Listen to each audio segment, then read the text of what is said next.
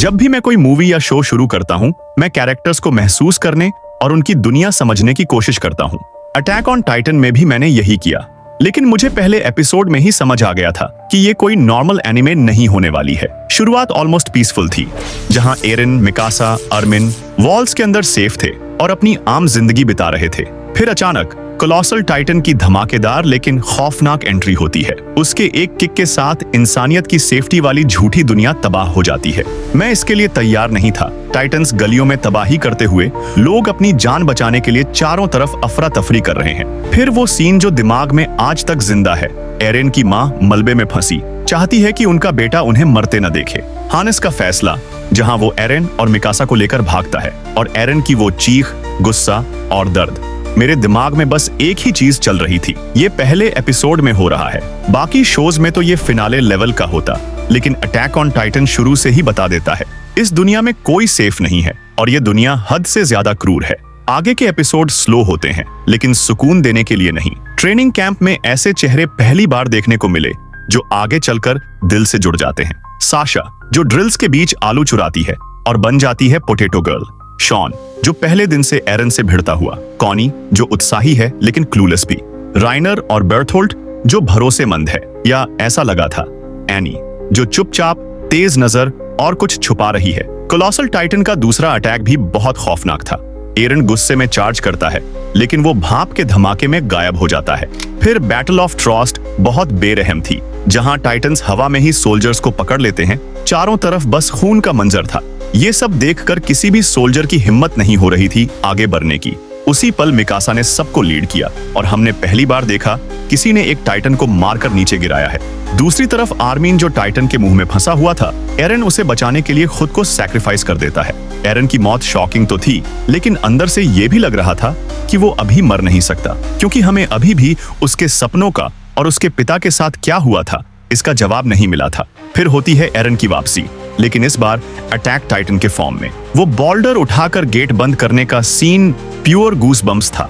यहाँ पहली बार ऐसा लगा था शायद इंसानियत के जीतने की उम्मीद अभी भी है। एपिसोड 6 में हमें मिकासा का पास्ट दिखाया जाता है, जिसके बाद मैं इस शो से और भी ज्यादा एंगेज हो गया था।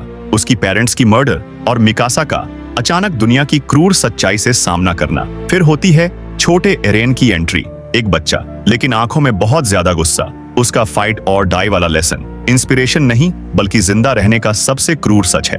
मिकासा की ताकत जागना, ब्लेड्स के साथ उसका हमला, खूबसूरत के साथ डरावना भी था। उसके पिता की हंटिंग से वो वाली लेसन, ताकतवर हमेशा कमजोरों का शिकार करते हैं, मुझे अटैक ऑन टाइटन से प्यार करने में मजबूर कर देती है। मैंने समझ लिया था कि अटैक ऑन टाइटन मुझे ये दिखाने की कोशिश कर रही है, जब इंसान कमजोर जीव बन जाए तो दुनिया कैसी लगती है। उस पल ने मुझे सोचने पर मजबूर कर दिया था, नेचर के बारे में, इंसानियत के बारे में और उस तरीके के बारे में जिससे हम पावर को जस्टिफाई करते हैं। उसके बाद से मैंने हर जिंदगी को अलग नजर से देखना शुरू कर दिया, चाहे वो कितनी भी छोटी जिंदगी क्यों ना हो। और फिर वो आइकॉनिक स्कार्फ वाला सीन, जब एरन ने मिकासा को पहनाया और उसकी सेफ्टी का वादा किया। वो एक छोटा सा लम्हा था, लेकिन किसी भी लव कन्फेशन से कहीं ज्यादा गहरा। वॉल्स के बाहर का एक्सपेडिशन सच में गजब का था, जहां हमें पहली बार एनी यानी फीमेल टाइटन की एंट्री देखने को मिली। उसकी फाइटिंग टेक्निक्स, स्पिनिंग किक्स, चालाकी और वो तेज शिकारी नजर, सब कुछ एक साथ जितना एक्साइटिंग था उतना डरावना भी। ये जल्द ही साफ हो गया था कि वो लड़ाई नहीं कर रही बल्कि शिकार कर रही है। फिर एरेन के साथ वो जंगल का पीछा करने का सीन प्योर गूज़बम्प्स था। जब लिवाई और मिकासा ने एनी को सर्जिकल प्रिसिजन से काट दिया, उनकी स्किल इतनी तेज थी कि मजे ही आ गए। लिवाई का एरेन को बचाना एकदम साइलेंट, एफिशिएंट, बिना एक भी मूवमेंट वेस्ट किए, मेरे लिए वही पल था जब उसने असली बैडास का टैग पा लिया था। अब आते हैं उस लड़ाई पर जहां सर्वे कॉर्प ने अपनी शार्पेस्ट और सबसे डेस्परेट फॉर्म दिखाए। जब आखिर में एनी का असली चेहरा सबके सामने आया, तो ये सिर्फ ट्विस्ट ही नहीं था, ये बिट्रेयल था, ट्रेजेडी की गहरी लेयर्स के साथ। क्रिस्टल के अंदर फंसी हुई, रोती हुई एनी की आहें सुनकर मुझे ये समझ आया कि अटैक ऑन टाइटन में विलेंस भी विक्टिम्स होते हैं। एरेन के साथ वो आखिरी लड़ाई, दोनों गुस्से में, डेस्परेट और अपनी कहानी से बड़ी लड़ाई में फंसे, ये काफी इमोशनल और दिल छू लेने वाला क्लैश था। अटैक ऑन टाइटन को मास्टरपीस बनाने वाली बात सिर्फ एक्शन या प्लॉट ट्विस्ट्स नहीं है, बल्कि ये तुम्हें हर पल फील करवाता है।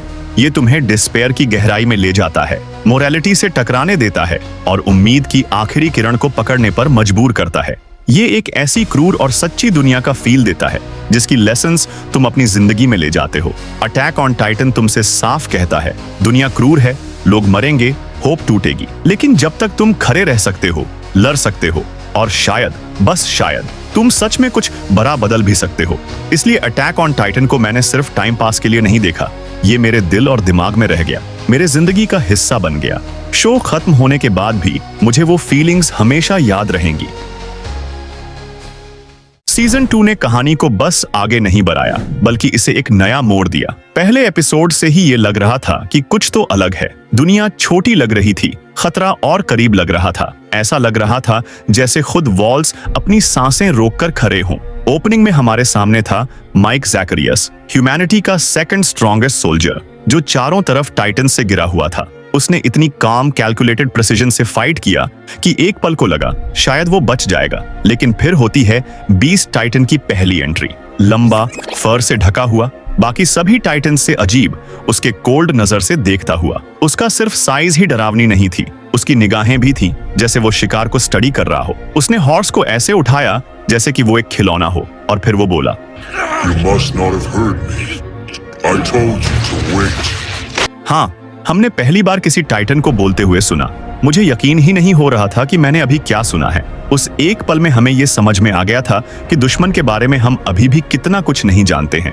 माइक पीछे नहीं हटा, लेकिन उसकी मौत काफी ही बेरहम थी। टाइटन्स उसे नोच रहे थे और बीस्ट बस देख रहा था। न कोई दया, न कोई जल्दबाजी, बस क्रूअल्टी। उस पल के बाद से सीजन 2 में हर सीन में पैरानोया था। ऐसा लग रहा था जैसे हर चेहरा एक नकाब हो सकता था और हर साथी एक गद्दार। ये टेंशन अपने पीक पर पहुंची एपिसोड 6 में, जहां हमें वो आइकॉनिक वॉल सीन देखने को मिला। 5 years ago, we compromised Walmaria and launched an attack on humanity. इसका कोई बिल्डअप नहीं, कोई चिल्लाना नहीं, बस राइनर ने अचानक एरन से कहा, मैं हूं आर्मर्ड टाइटन और ये है कोलोसल टाइटन। इतना कैजुअल कि एक पल में समझ ही नहीं आया कि अभी क्या हुआ।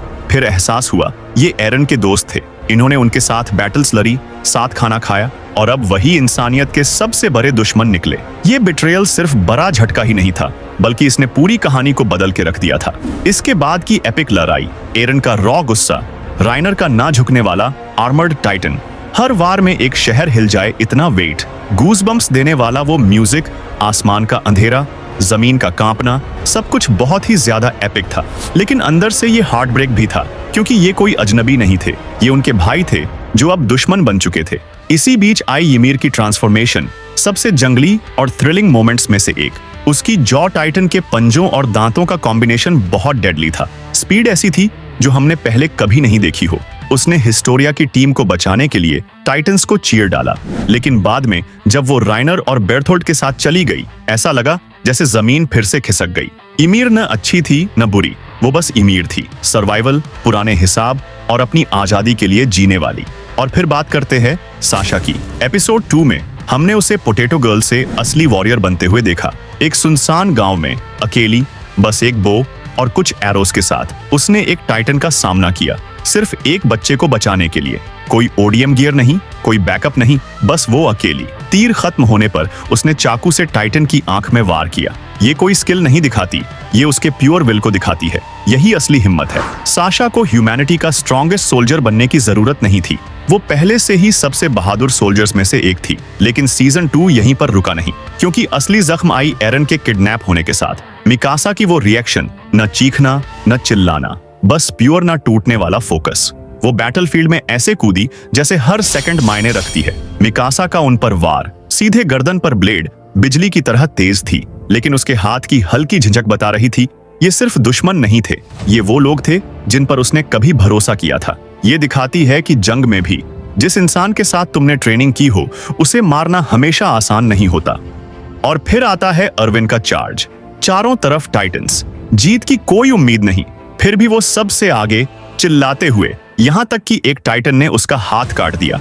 फिर भी उन्होंने सारे सोल्जर्स को आगे चार्ज करने के लिए ऑर्डर दिया। खून से लथपथ एक हाथ वाला कमांडर मौत के मुंह में जाता हुआ, ये इमेज हमेशा के लिए मेरे दिमाग में बस गई। सीजन 2 का क्लाइमैक्स भी बहुत शानदार थी। जहां हमें अचानक स्माइलिंग टाइटन फिर से देखने को मिला, वही जिसने एरेन की मां को मारा था। हेनेस आगे बढ़ा जैसे पास्ट को फिर से लिखना चाहता हो, लेकिन किस्मत के सबसे क्रूर मोड़ में स्माइलिंग टाइटन ने हेनेस को मार दिया। एरेन और मिकासा के सामने, जिनको उसने ही बचाया था सालों पहले। एरेन के लिए वो पल दम घोंट देने वाला था। इतनी सारी ताकत, इतनी सारी ट्रेनिंग के बावजूद वो फिर भी एक बार फिर बेबस हो गया था। बेबस एरेन को इस तरह देखकर मिकासा ने बोला, बिल्कुल धीमे और शांति से, जैसे दुनिया उनके चारों ओर ढह रही हो। उसने एरेन का शुक्रिया किया, जिंदगी का सच दिखाने के लिए, उम्मीद के लिए, उसके साथ हमेशा रहने के लिए और अपने स्कार्फ के लिए। ये न रोमांस था, न कॉन्सोलेशन। ये इनके उस बॉन्डिंग का पल था जो कभी नहीं टूट सकती। लेकिन उसी अंधेरे में अटैक ऑन टाइटन ने सबसे यादगार पल दिया, एरेन की कोऑर्डिनेट पावर का पहला इस्तेमाल। उसकी वो चीख, गुस्सा, दर्द और ना हार मानने का जज्बा, वो सीन मुझे आज भी याद है। और फिर सारे टाइटन्स ने स्माइलिंग टाइटन पर हमला किया। ये जीत मुश्किल थी, बेताब थी और चमत्कार जैसी थी। हार की आखिरी कगार से खींची हुई थी उनकी ये जीत। ये एक उम्मीद थी, टूटी फूटी लेकिन उम्मीद थी। सीजन 2 सिर्फ सीजन 1 से बड़ा नहीं था, ये भारी भी था, ज्यादा पर्सनल था। इसके बाद हर रिश्ता, हर मुस्कान, हर वादा शक के घेरे में चला गया। दोस्त और दुश्मन, हीरो और विलन की लाइंस ब्लर हो गई थी। अटैक ऑन टाइटन ने यह बता दिया था कि इस दुनिया में सर्वाइवल कभी साफ सुथरा नहीं होता है। मैं अटैक ऑन टाइटन को बस देख नहीं रहा था, मैं इसे जी रहा था। हर बिट्रेयल एक जख्म थी, हर चार्ज एक हार्ट बीट और हर जीत जैसे डूबते डूबते पहली सांस लेना हो। सीजन 3 वो मोमेंट था जब अटैक ऑन टाइटन मेरे लिए सिर्फ एक एनिमे नहीं रहा, ये सैक्रिफाइस, लीडरशिप और सच की कीमत पर एक लेसन बन गया था।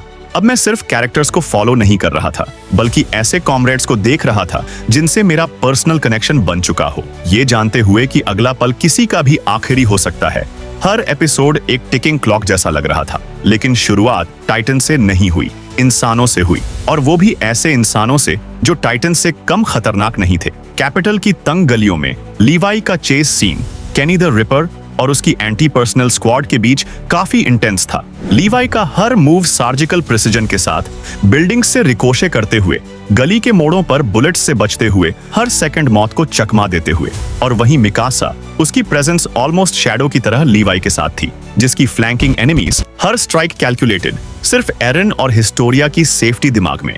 लेकिन हमेशा की तरह यहाँ भी एरन किडनैप हो जाता है। चैपल के नीचे का गुफा वाला सीन, अंधेरा, पत्थर की दीवारें और सच का बोझ।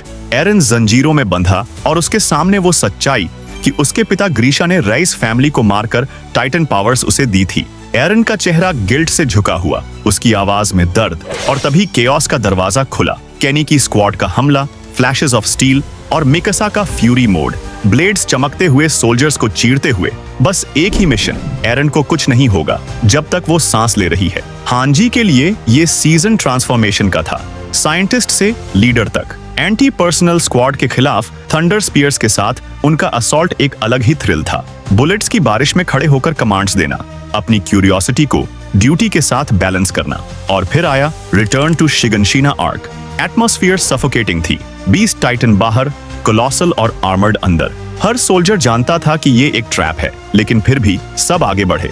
फिर आया अर्विन स्मिथ का स्पीच, पूरे शो की सबसे लेजेंडरी सीन में से एक।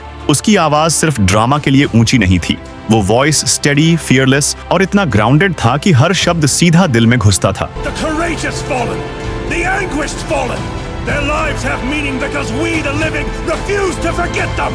वो जानता था कि यहाँ कोई नहीं बचेगा, फिर भी उसने अपने सोल्जर्स की आंखों में देखकर कहा, advance. Horses pounding against the earth, ऊपर से बोल्डर्स बरसते हुए, और हर सोल्जर अपने अंतिम सेकंड की तरफ दौड़ रहा था। ये सिर्फ करेज नहीं था, ये अपने आप को पूरी तरह इंसानियत के नाम सैक्रिफाइस करना था। और फिर आया लिवाई का हमला, बीस्ट टाइटन के खिलाफ। जीक के टाइटन्स को तूफान की तरह काटते हुए उसकी स्पीड ऑलमोस्ट अनरियल थी। हर कट सर्जिकल, हर लैंडिंग कैलकुलेटेड। लेकिन असली वेट उसके गुस्से में था। ये मिशन नहीं, वेंजेंस था। अर्विन स्मिथ के नाम चिल्लाते हुए मरने वालों का हिसाब। फॉर अ मोमेंट लगा कि वो जीक को वहीं खत्म कर देगा, लेकिन एओटी बीइंग एओटी, वो मोमेंट भी हाथ से फिसल गया, फ्रस्ट्रेशन और लॉस छोड़कर। वॉल्स के अंदर बर्थोल्ट और राइनर के खिलाफ लड़ाई किसी भी मायने में बाहर वाले केओस से कम नहीं थी, बल्कि अंदर का हर पल ज्यादा पर्सनल लग रहा था। उस पूरे हंगामे में मिकासा की डिटर्मिनेशन देखने लायक था। बाकी लोग अपनी अपनी पोजीशंस पर फोकस कर रहे थे, लेकिन मिकासा के पास दो गोल्स थे, एरन को किसी भी कीमत पर बचाना और राइनर को गिराना। जब वो हवा में लॉन्च हुई, ओडीएम गियर की केबल्स चमकते हुए राइनर के आर्मर टाइटन को हांजी के थंडर स्पीयर के साथ हराना बहुत कमाल था।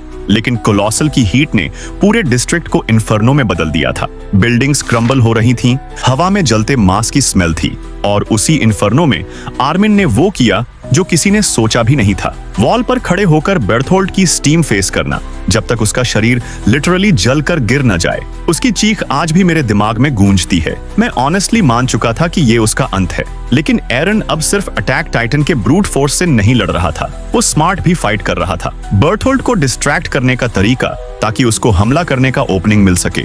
ये वही रेकलेस लड़का नहीं था जो सीजन 1 में हर फाइट में सर के बल कूद पड़ता था। अब वो एक यूनिट का हिस्सा था, कोई जो प्रेशर में सोच सकता था। और जब उसने वॉल को हार्डनिंग से सील किया, तो वो बस टैक्टिकल मूव नहीं था, वो लिटरली उस नाइटमेयर का दरवाजा बंद कर रहा था जो शिगनशीना में सालों पहले खुला था। आखिर में आर्मिन और अर्विन के बीच का ऑप्शन अनबेरेबल था, और एक पल के लिए मिकासा का चेहरा टूट गया। वो अक्सर नहीं टूटती, लेकिन जब टूटती है तो वजह हमेशा वही होती है, उसके अपने लोग, उसकी अपनी फैमिली। एरन की क्रैक्ड वॉइस, मिकासा का लीवाई को फिजिकली रोकना, उसका पूरा शरीर गुस्से और डर से कांपना, ये लड़ाई सिर्फ किसे बचाने की नहीं थी, बल्कि किसे खोने का दर्द सहने की थी। ये उन सालों की दोस्ती, उन अनकहे वादों और यादों के बारे में थी जिन्हें वो मरने नहीं देना चाहते थे। आर्मिन के रिवाइव होने में राहत तो थी, लेकिन खुशी भी अधूरी थी, क्योंकि हमने यहाँ एक महान कमांडर को खो दिया था। और फिर आर्मिन वापस आया। जब एरन ने उसे देखा, उसकी आंखों में रिलीफ और गिल्ट का अजीब सा मिश्रण था। कोई जीत नहीं थी वहां, बस ये समझ कि उन्होंने एक महान कमांडर को खोकर एक ब्राइट और इंटेलिजेंट सोल्जर को बचाया था। यही अटैक ऑन टाइटन का असली चेहरा है, जहां तुम्हारे सबसे खुशी के पल भी दागदार होते हैं। और फिर आया बेसमेंट रिवील। सालों की मिस्ट्री के बाद चाबी घूमा और दुनिया का सच रिवील हुआ। ग्रीशा की स्टोरी, मार्ली, एल्डियंस और टाइटन्स से बाहर की दुनिया का क्रूअल रियलिटी, एरन और मिकासा का खामोश चेहरा। कोई ग्रैंड डायलॉग नहीं, बस ये मैसेज कि चाहे सच कितना भी भारी क्यों ना हो, वो अकेले नहीं है। सीजन 3 ने मुझे सिखाया कि अटैक ऑन टाइटन की ब्रिलियंस सिर्फ उसके एक्शन, ट्विस्ट्स या मिस्ट्री में नहीं है, ये इस बात में है कि वो हर सैक्रिफाइस का वेट तुम्हें महसूस कराता है। हर जीत एक कीमत के साथ आती है, हर सच अपने बोझ के साथ। और शायद असली ताकत यही है, जब तक सांस है लड़ते रहना है और उम्मीद की आखिरी किरण को पकड़ना है, चाहे उसकी कीमत कुछ भी हो।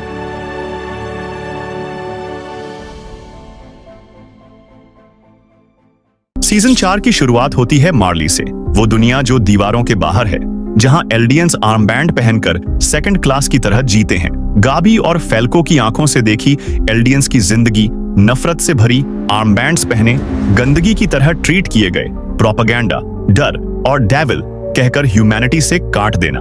अटैक ऑन टाइटन की सबसे ट्रॉमेटाइजिंग मेमोरी में से एक थी ग्रीशा की बहन को झूठे बहाने से दूर ले जाकर कुत्तों से मरवा देना। क्यों? क्योंकि वो सिर्फ एक एल्डियन थी। ये बहुत ही ज्यादा हार्ट ब्रेकिंग था, जो आज तक मुझे डरा देता है। ये फिक्शन नहीं, ये इतिहास का दर्द था। जेनोसाइड्स, हेट, हिटलर की डेविल्स वाली लाइज और प्रोपेगेंडा जो इंसानों को जानवर बनाता है। अटैक ऑन टाइटन ने आईना उठाया और पूछा, ये क्रूरता तुमने पहले भी देखी है ना? मैं शॉक्ड था, लेकिन मुझे समझ आ गया था, ये शो एंटरटेन नहीं करता, बल्कि बहुत गहरी बातें सिखाता है। राइनर का गिल्ट इस आर्क का हार्ट बीट था। वो अब सिर्फ आर्मर्ड टाइटन नहीं, वो एक ब्रोकन इंसान था जो फाल्को और गाबी को देखकर अपने पास्ट से जूझ रहा था। उसकी आंखों में रिग्रेट, हर शब्द में वेट था। वो एनिमी नहीं, वो साइकिल ऑफ वायलेंस का शिकार था, ठीक एरन की तरह। ये सब राइनर को एक इंसान बनाते हैं। गाबी और फाल्को ने कहानी को नया एंगल दिया। गाबी की डिटर्मिनेशन, मार्ली के लिए लड़ना, एयरशिप पर सोल्जर्स को गोली मारना, एडमिरेबल लेकिन टेरिफाइंग थी। फाल्को की इनोसेंस, उसका गाबी को बचाने का जज्बा ने दिल छू लिया। मार्ली के वॉर थिएटर का एपिसोड बहुत एपिक था। जॉ, कार्ट और बीस्ट की पावर, और ऊपर से गिरती मौत। ये वॉर ग्लोरी नहीं, मेसी, पर्सनल और अनफेयर थी। एरन का आर्क सीजन 4 में सबसे भारी था। 3 सीजन्स तक उसका पीओवी हमारा कंपस था। अपने माँ की मौत, दोस्तों को बचाने की जिद, उसका कैरेक्टर हमें अच्छे से समझ आता था।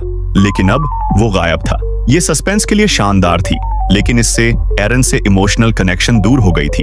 एरन लिबेरियो में राइनर के सामने बैठा है, कमरे की हवा भारी है, गिल्ट, गुस्से और अधूरे सच के साथ। और अगले ही पल होती है एरन की ट्रांसफॉर्मेशन। पूरा शहर हिलता है, इमारतें गिरती हैं, चीखें गूंजती हैं। एरन का रूथलेस, कैलकुलेटेड कार्नेज दिल दहला देने वाला था।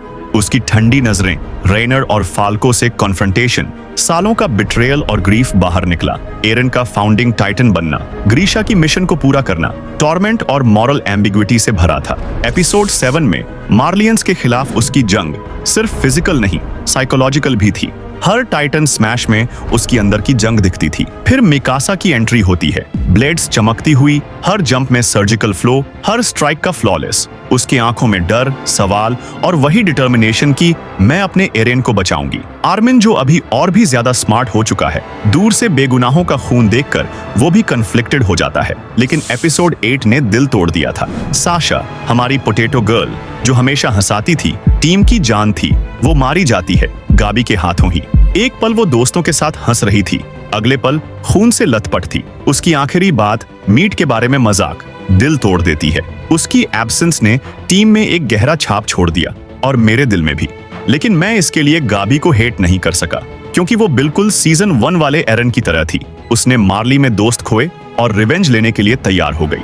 लोग गाबी को एक जिंदगी लेने के लिए हेट करते हैं, लेकिन एरन को मिलियंस बेगुनाहों को मारने के बाद भी माफ कर देते हैं। अगर ऐसा है तो तुमने अटैक ऑन टाइटन का पूरा पॉइंट ही मिस कर दिया है। ये शो साइड्स चुनने का नहीं, हेट का साइकिल तोड़ना सिखाता है। फाल्को की इनोसेंस, गाबी को बचाने की कोशिश ने यह दिखाया कि दुनिया के क्रूअल्टी में भी उम्मीद है।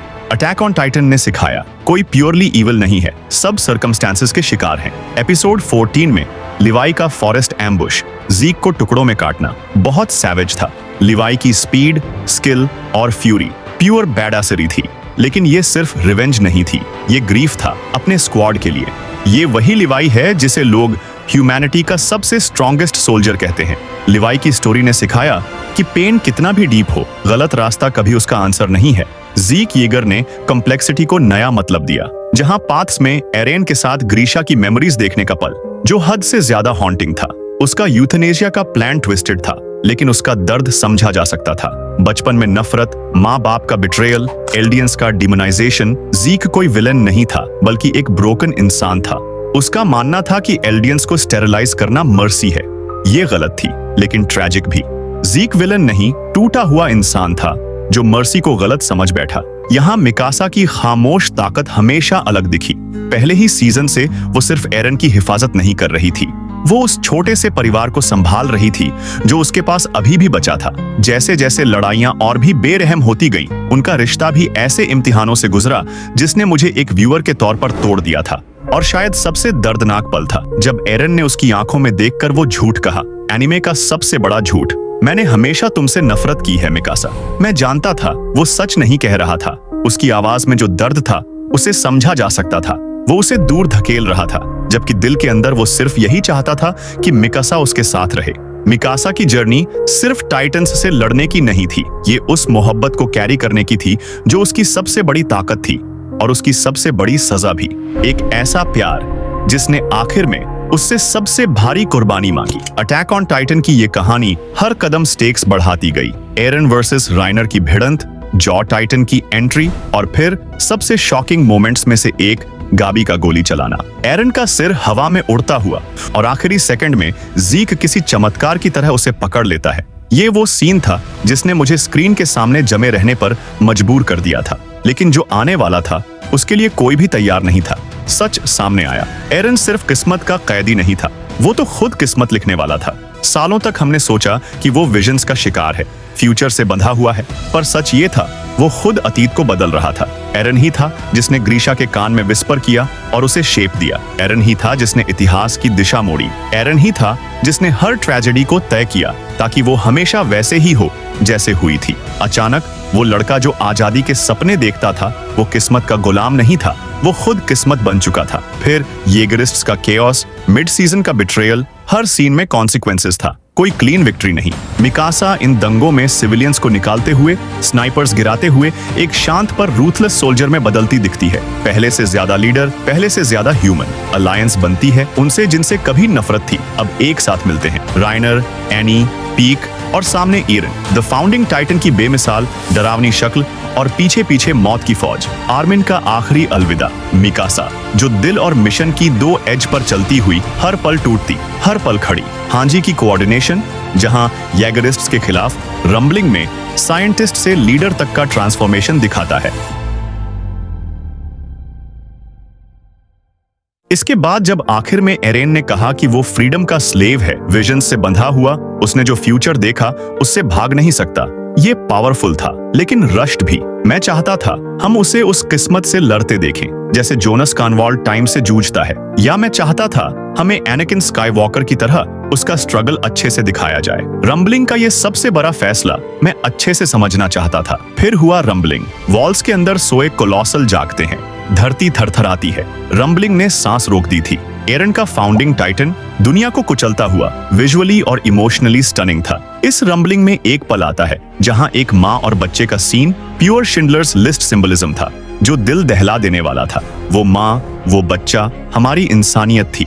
टाइटन्स के फुटस्टेप्स ने जमीन हिला दी और मेरे दिल को भी। आर्मिन की स्ट्रेटजी, लीवाई की सर्जिकल स्ट्राइक्स, हांजी की फियर्स कोऑर्डिनेशन और मिकासा की एगनी, हर सीन में बहुत ही ज्यादा इंटेंसिटी था। अलायंस का बनना, सर्वे कोर, मार्लियंस और पुराने दुश्मनों का एक साथ आना एपिक था। राइनर और एनी का रिडेम्पशन, शॉन का ग्रिट, सबने इस फिनाले में बहुत वेट डाला है। लेकिन रंबलिंग सिर्फ डिस्ट्रक्शन नहीं, ये एरेन की डेस्परेशन, मॉरल डिसेंट और फ्रीडम की कीमत थी। एरेन का जेनोसाइड गलत था, लेकिन बिल्डअप की कमी ने उसके कैरेक्टर को समझना मुश्किल कर दिया। 2 सीजन्स और होते तो शायद एरेन का जेनोसाइड आर्क पूरे फिक्शन का सबसे ट्रैजिक कैरेक्टर आर्क होता। और फिर मिकासा का वो फाइनल चॉइस, वो फाइनल कट, वो फाइनल अलविदा। एरेन का सिर अपनी बाहों में, आंखें भीगी। मिकासा ने एरेन को रोका भी और फ्रीडम भी दिलाया। मेरे लिए यही सीरीज का सबसे इमोशनल मोमेंट है। कोई शोर नहीं, बस सांसों का टूटना। उसका फाइनल सीन, एरेन के लिए टीयर्स, दुनिया के केओस में खामोशी,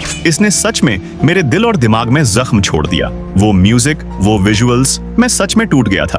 मिकासा अटैक ऑन टाइटन की सिर्फ ताकत नहीं, उसका इमोशन भी थी। उसकी जर्नी ने सिखाया कि लव और ड्यूटी के बीच का दर्द कितना भारी होता है। उसका एरन के लिए प्यार कभी अनोइंग नहीं थी, रॉ, ह्यूमन और कांस्टेंट था।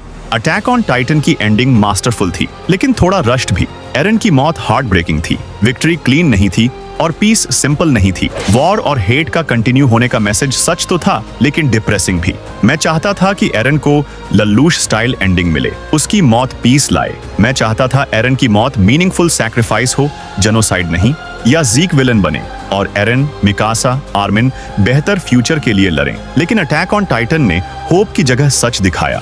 वॉर कभी खत्म नहीं होता, दुनिया बदल गई, पर हेट का बीज वही है। ये न सिर्फ अटैक ऑन टाइटन की, बल्कि हमारी दुनिया की कड़वी सच्चाई है।